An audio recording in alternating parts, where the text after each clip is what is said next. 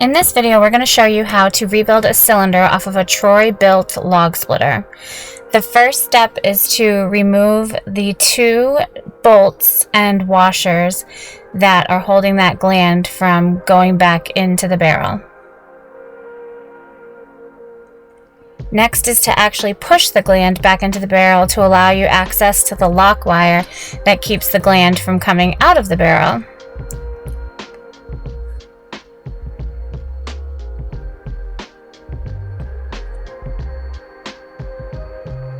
You can see right there, it's a skinny lock wire and fairly easy to come out on this one. Just get like a little mini screwdriver or something to knock behind it and pull it right out.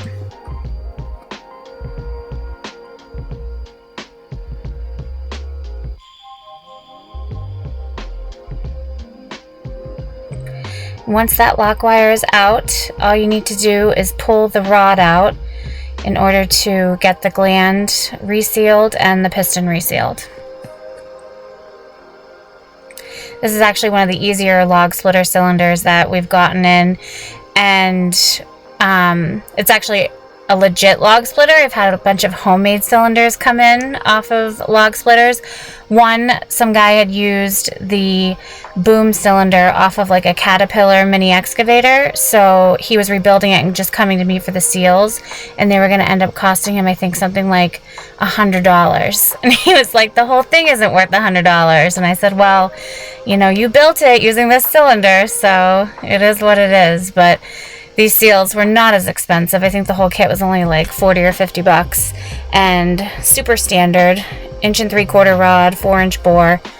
You can see he got that out, and now he's going to knock the gland off the end of the rod so that we can put new seals in it. We've got the wiper, the U-seal, O-ring and backup that all need to be replaced. And you can see what terrible shape his U-seal was in. He said it was just pouring out of there, and you can see why compared to the nice new one that we're going to put in there. And there is the 2-piece piston seal. Super easy to remove and also to put back on.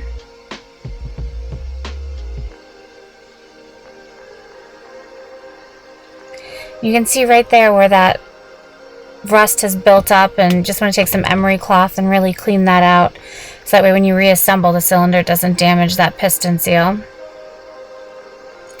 He's going to take a hone and hone out the barrel before reassembling with some white grease so that everything slides on there nice and easy.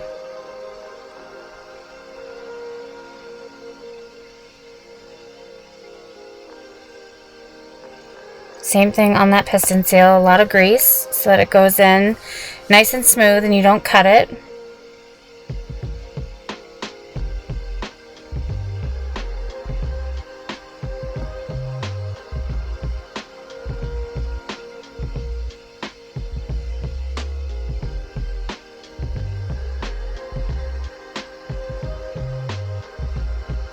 And now he's just going to push that gland back past the groove where the lock wire sits.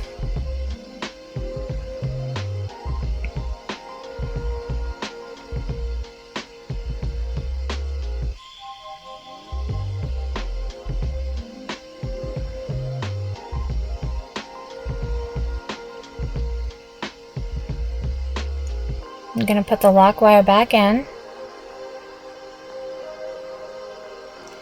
And then we use air to push it back out, putting it to that front port. And then you just put the 2 bolts back in with the washers, and you are good to go.